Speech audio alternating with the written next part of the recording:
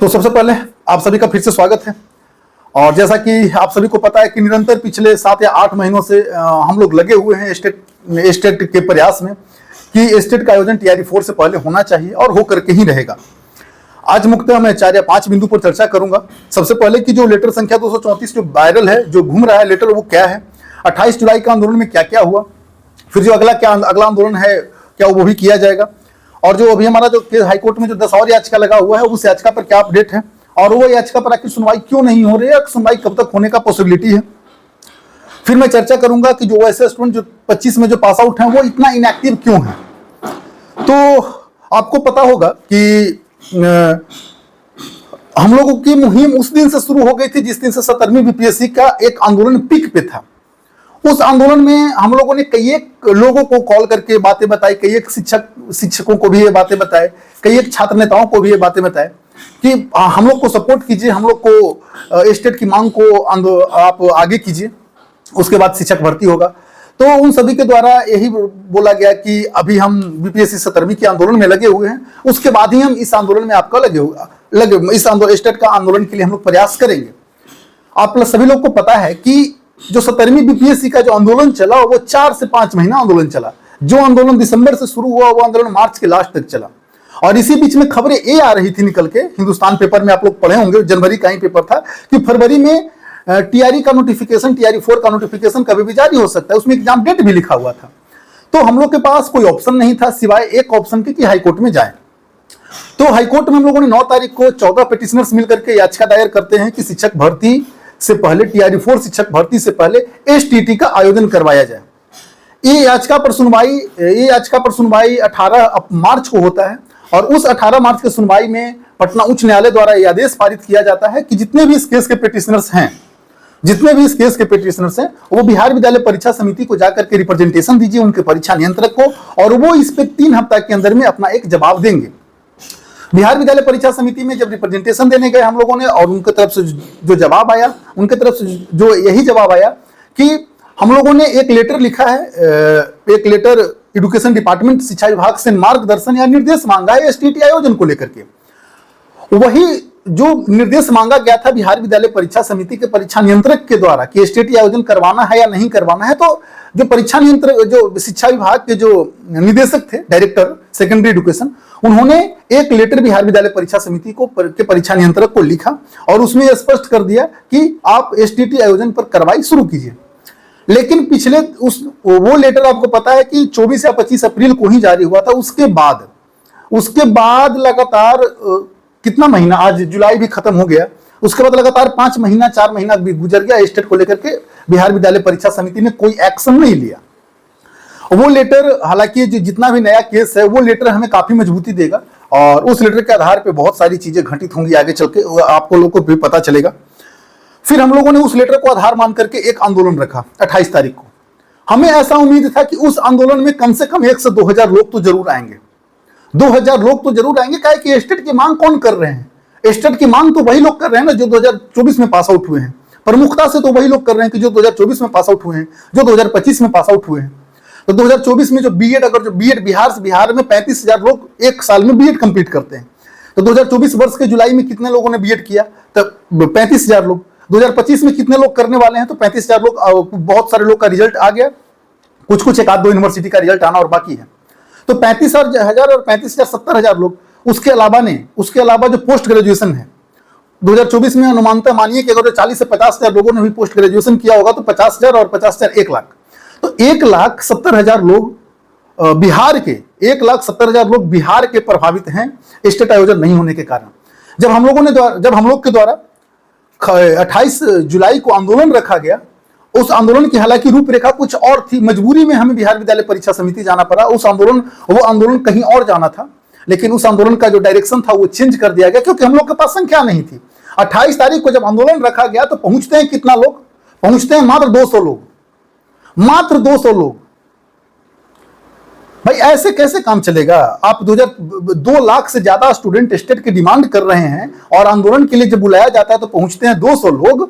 तो इस तरह से बातें आगे नहीं बढ़ेगी, ये आप लोग यकीन मानिए। हमें ऐसा उम्मीद था, हमारी प्लानिंग कुछ और थी, जो सौरभ भैया के नेतृत्व में जो आंदोलन चल रहा था उस आंदोलन की रूपरेखा कहीं और जानी थी, लेकिन मजबूरी में हम लोग के पास इतनी कम संख्या थी कि प्रशासन को कोऑपरेट करते हुए हम लोगों ने एटलीस्ट बिहार विद्यालय परीक्षा समिति के बिहार विद्यालय परीक्षा समिति के पास अपना रिप्रेजेंटेशन लेके गए। हालांकि ये खबरें तेज हो गई। उसके बाद लेटर संख्या 234 जो छुपाया गया था उन लोगों के द्वारा, एजुकेशन डिपार्टमेंट हो या बिहार विद्यालय परीक्षा समिति हो, लेटर संख्या 234 को एक तरह से छुपा दिया गया था। वो लेटर संख्या बाहर आया, बाहर आने के तुरंत बाद आंदोलन शुरू हुआ। क्यों आंदोलन शुरू हुआ? क्योंकि आपका जब निर्देश 24 या 25 अप्रैल को मिल गया था, उसके बाद आपने एसटीटी क्यों नहीं करवाया? अब विगत 5 या 6 महीनों से बीएसईबी का यही रिप्लाई है कि जैसे ही हमें शिक्षा विभाग निर्देश भेजता है हम एसटीटी कंडक्ट करवा लेंगे। आदेश मिलने के बाद भी अभी तक आपने एसटीटी कंडक्ट नहीं करवाया है। तो इन तमाम तरह की चीजों को लेकर के 28 तारीख को हम लोगों ने आंदोलन किया। आंदोलन करके हम लोगों ने जब रिप्रेजेंटेशन वहां पर गए तो 5 सदस्यीय टीम को सबसे पहले तो परीक्षा नियंत्रक के पास भेज दिया गया। वो परीक्षा नियंत्रक क्या करेंगे? उनसे मिलकर के हम लोग क्या करेंगे? पिछले 5 महीना से उनसे कॉल पर बातें हो रही है लगातार, उनसे तो प्रत्येक दिन 2 दिन 3 दिन बीच करके बातें होती है। उनके पास ही हम लोग रिप्रेजेंटेशन दिए थे। तो हम लोग की फिर हमें दोबारा वापस भेजा गया कि ठीक है हम सचिव से मिलवा देते हैं। तो हम लोग के द्वारा ही मांग किया गया था कि ठीक है अगर जो आप अध्यक्ष महोदय से नहीं मिलवा सकते तो सचिव से मिलवाइए। तो सचिव से मिले और जो वहाँ के सचिव महोदय थे उनके द्वारा यह आश्वासन तो दिया गया कि हम लोग इस चीज को तत्परता से लेकर के गए हुए हैं और आगामी आने वाला 1-2 दिनों में मीटिंग भी होना है। एक मीटिंग कल हुआ है शिक्षा विभाग में, शिक्षा विभाग और बीएसईबी, लेकिन उस मीटिंग में वो मीटिंग को पोस्टपोन कर दिया गया 4 तारीख के लिए। 4 तारीख यानी कि कल के लिए वो मीटिंग, कल या परसों के लिए वो मीटिंग 4 अगस्त के लिए पोस्टपोन हुआ। तो उस मीटिंग में क्या निर्णय निकल के आता है आगे आने वाले समय में पता चलेगा। तो सेक्रेटरी के द्वारा यही आश्वासन दिया गया कि हम लोग प्रयासरत हैं और प्रयास करेंगे कि इलेक्शन से पहले एसटीटी का आयोजन और टीआरई 4 का नोटिफिकेशन दोनों जारी हो जाए। एसटीटी का आयोजन हो करके टीआरई 4 का नोटिफिकेशन जारी हो जाए। लेकिन हमें सरकार पर भरोसा बिल्कुल नहीं है। हमें ना बिहार विद्यालय परीक्षा समिति पर भरोसा है, ना एजुकेशन डिपार्टमेंट पर भरोसा है, किसी पे भरोसा नहीं है। क्यों नहीं भरोसा है? क्योंकि आपको याद होगा कि 2023 में एसटीटी दिसंबर में फॉर्म भराया था। उसके 3 महीना के बाद में फॉर्म भरा गया, एग्जाम का डेट डिसाइड हो गया। उसके 3 महीना के बाद में उन सारे अभ्यर्थियों को टीआरई 4 में बैठने का, शामिल होने का मौका नहीं दिया गया। उन लोग के पास वक्त नहीं था, उन लोग के साथ बहुत गलत हुआ। और उन लोग के पास वक्त नहीं था, वो लोग मामला को न्यायालय में भी नहीं लेके जा सकते थे क्योंकि इतना तेजी में एक प्रोसेस शुरू हुआ। हम लोग के साथ कहानी कुछ और है। हम लोग के साथ कहानी है कि हम लोगों ने जैसे ही वो 1 का रिजल्ट जारी हुआ उसके बाद हम लोगों ने माननीय न्यायालय को बता दिया कि ऐसी ऐसी संभावना घटित हो सकती है, आप इस पे तत्परता से ध्यान दीजिए। 9 जनवरी को भी याचिका दायर हुआ, उसका जजमेंट आपका आता है 18 मार्च को। 18 मार्च के बाद 24 अप्रैल को शिक्षा विभाग ने निर्देश भेज दिया। और जब शिक्षा विभाग ने निर्देश भेज दिया उसके बाद आपने क्यों नहीं स्टेट करवाया? क्या आप चाहते हैं कि बहाली पूरा फंसा दिया जाए? शिक्षा विभाग की यही मंशा है कि इस बहाली को ही फंसा दिया जाए, क्योंकि हम लोग के द्वारा जो दायर याचिका था उस याचिका में यही मांग किया गया था कि टीआरई 4 शिक्षक भर्ती से पहले एसटीटी का आयोजन हो। अगर जो वो मांग वो उसके बाद उसके अनुपालन में शिक्षा विभाग ने बिहार विद्यालय परीक्षा समिति को निर्देश भेजा, तो वो निर्देश देने के बाद भी क्यों नहीं हुआ? और अगर जो एसटीटी का आयोजन हुए बिना टीआरई 4 निकलता है तो फिर मुश्किलें बढ़ जाएंगी शिक्षा विभाग की। तो फिर इस सरकार जो द स्टेट ऑफ बिहार है उसकी मुश्किलें बढ़ती चली जाएगी, क्योंकि ये लेटर बहुत बड़ा काम करेगा। ये लेटर बहुत एक हम लोग के पास एक कैसे कहते हैं वो रामबाण है कि सारा लेटर सारा रिप्लाई का जवाब वो शिक्षा विभाग के द्वारा इसी को मिलेगा। ठीक है, आगे देखा जाता है। हाँ, तो फिर हम चर्चा कर रहे थे कि जो हम लोग के द्वारा जो आंदोलन रखा गया 28 मार्च जुलाई को, उस आंदोलन में 23-25 वाले मात्र 3 या 4 स्टूडेंट थे। 23-25 सेशन के 4 या 5 स्टूडेंट थे। वो 200 लोगों में से 100 या 100 लोग तो हमारे ही टीम के जो मेंबर थे वही थे। हमारे जो एक्टिव टीम पटना में है या कहीं पे भी है उसके ही मेंबर थे। बाद बाकी स्टूडेंट है ही नहीं। स्टूडेंट है 25 वाले सेशन जो पास आउट हो रहे हैं वो तो एक भी आए ही नहीं। वो लोग सोच रहे हैं कि 24 वाला हम लोग का लड़ाई कर ही रहा है तो फिर हम लोग को जाने का क्या जरूरत है। ऐसा नहीं होता है। ठीक है, हम लोग एक और प्रयास करेंगे, उसके बाद देख लेंगे कि नहीं हो रहा है तो फिर हम लोग छोड़ देंगे। मामला न्यायालय में लेकर के गए हुए ही हैं। आगे जाकर के क्या होता है, पिटिशनर रिलीफ मिलता है या स्टेट का आयोजन होता है, वो आगे समझ में पता चलेगा।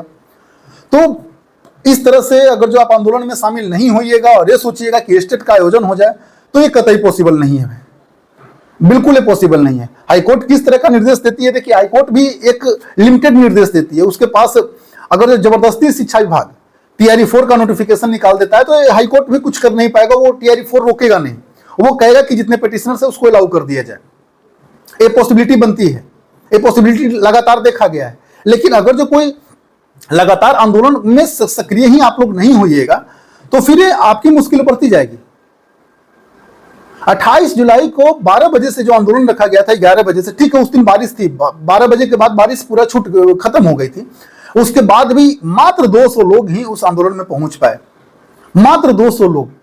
इस 200 लोगों के आंदोलन में इस 200 लोग के साथ हम लोग कुछ कर नहीं सकते थे। हम लोग की प्लानिंग कुछ और थी, उस प्लानिंग को बाद में फिर डेविएट किया गया कुछ और। तो अगर जो ये आप लोग सोच रहे हैं कि घर बैठे स्टेट का आयोजन हो जाएगा और आंदोलन में शामिल नहीं होएगा, और बार बार आंदोलन नहीं होता है, आंदोलन एक बार या 2 बार होता है। आंदोलन बार बार आंदोलन कीजिएगा तो आपको पीट दिया जाएगा, आपकी संख्या ही नहीं है। वो तो जब हम लोगों ने पहला बार जब रिप्रेजेंटेशन देने गया था तो वो परीक्षा नियंत्रक ने बोला था कि मुट्ठी भर स्टूडेंट के लिए हम स्टेट नहीं करवाएंगे। बात उनका सही था कि मुट्ठी भर ही स्टूडेंट है, स्टेट का डिमांड, अरे भाई आपको रोड पर दिखानी पड़ेगी ना कि हम लोग की ताकत कितनी है। तो आप लोगों ने पहला आंदोलन को आप लोगों ने बर्बाद कर दिया। रियलिटी बात यह है कि पहला आंदोलन को आप लोगों ने बर्बाद कर दिया, और इस बर्बादी में सबसे बड़ा योगदान टीआरई जो 23-25 का स्टूडेंट है ना, जो 25 में जो पास आउट हो रहे हैं उनका हाथ है। 24 जो हम लोग जो 24 के जो पास आउट हैं वो तो सारा तरह से पिछले 8 महीना से तैयार करते, पिछले 8 महीना से हम लोगों ने आंदोलन की रूपरेखा तय किया, कुछ जो भी वो प्रयास किया। लेकिन जो 25 के जो पास आउट स्टूडेंट हैं वो बिल्कुल एक्टिव नहीं है। वो आकर के कमेंट में लिख देंगे कि हाँ स्टेट होना चाहिए, ऐसे तो करने से स्टेट होता है, और जब आंदोलन में आना है तो आइए आंदोलन में। और फिर बार बार कहते हैं कि आपको रोड पर उतरना चाहिए था। 200 लोग के साथ आप कुछ भी नहीं कर सकते हैं। कभी कभी बहुत पिछले 7-8 महीना से जो हम लोग लगे हुए हैं वो निरर्थक फिर हो जाएगा। तो इसकी जिम्मेदारी आप लोग की है, और बिल्कुल कतई भी ये नहीं हो सकता है कि आंदोलन हो। आंदोलन रोज डेली पर डे आंदोलन तो होता नहीं है, आंदोलन का एक डेट फिक्स किया जाता है, उस डेट में सबको बुलाया जाता है। तो जब आंदोलन होता है तो आप लोग आइए, और बिना आए हुए काम नहीं चलेगा, स्टेट का आयोजन पॉसिबल नहीं है। फिर आगे माननीय न्यायालय किस तरह का निर्देश पारित करता है वो न्यायालय पर निर्भर करता है। फिर हम बात पर आते हैं कि जो हमारी जो 10 याचिका है वो उस पर कब और सुनवाई होनी है, जो दूसरी सुनवाई तीसरी सुनवाई होनी है वो कब तक होगी। तो आप लोग ये मानिए कि हमारा केस सारा लिस्ट पे आया हुआ है। केस लिस्ट पे आने के बाद क्या होता है कि उस केस की मेंशनिंग की जाती है कि एक केस सुनने के लिए क्यों अर्जेंट है। अब हमारे पास मेंशनिंग करवाने के लिए कोई डॉक्यूमेंट ही नहीं है। किस डॉक्यूमेंट के आधार पे हम कह सकते हैं कि इस केस की मेंशनिंग, इस केस की अर्जेंट हियरिंग किया जाए। तो मामला यहाँ पे आके फंस रहा है कि मेंशनिंग के लिए 2-3 स्लिप लगातार जा रहा है, daily per day slip reject हो जा रहा है। हाईकोर्ट को ये बताना पड़ता है कि इस केस की सुनवाई बहुत जरूरी है और बहुत अर्जेंट है, इसलिए इस केस को सबसे पहले सुना जाए। रिक्तियां के बारे में टीआरई 4 से के लिए बहाली के लिए रिक्तियां के बारे में अभी तक विभाग ने एक भी लेटर जारी नहीं किया। जिस दिन भी विभाग लेटर जारी कर देगा उसके अगले दिन केस की मेंशनिंग हो जाएगी और केस पर सुनवाई हो जाएगी। तो क्या मतलब विभाग लेटर जारी नहीं करेगा तो क्या सुनवाई होगा? सुनवाई होगा, थोड़ा विलंब होगा, 5-6 दिन का और समय लगेगा। एक और कारण है कि 15 अगस्त के चलते जितना भी जो हाईकोर्ट में जितना भी केस लग रहा है ना, जितना भी बेंच में जो केस जा रहा है वो सारा बेंच में बेल क्रिमिनल केस या बेल मैटर वाला केस को लिस्ट किया जा रहा है, मेंशन किया जा रहा है। तो इस जो पूरा सप्ताह घटित हुआ आपका, पिछला जो सप्ताह सोमवार से शुक्रवार तक जो घटित हुआ, शनिवार तक, ये पूरा का पूरा सप्ताह में ही सारे बेंच में, पटना उच्च न्यायालय के सारे बेंच में सिर्फ और सिर्फ बेल केस लगा हुआ था। किसी भी कोई भी रीट वाला केस कोई नहीं था। तो इसके चलते हम लोग का जो केस है उस पर सुनवाई मतलब ये नहीं हो पाया। तो ठीक है, आगे हम लोग का केस जो सिविल जो केस है वो मेंशन नहीं हो पाया, और वो मेंशन नहीं होने के कारण में जितने भी याचिका वाला केस है वो अगले सप्ताह में अगर जो मेंशन होता है तो देखा जाता है। तो उम्मीद रखिए कि 4 या 5 दिन भी और समय लगेगा, 5 या 6 दिन का भी और समय लग सकता है इस केस को मेंशनिंग करवाने में।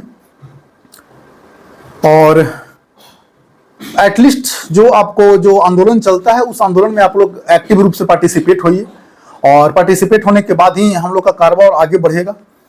आंदोलन प्रत्येक दिन नहीं होता है, जो भी होता है एक दिन डिसाइड किया जाता है, एक और दिन डिसाइड किया जाएगा, उस दिन आप लोग आइए।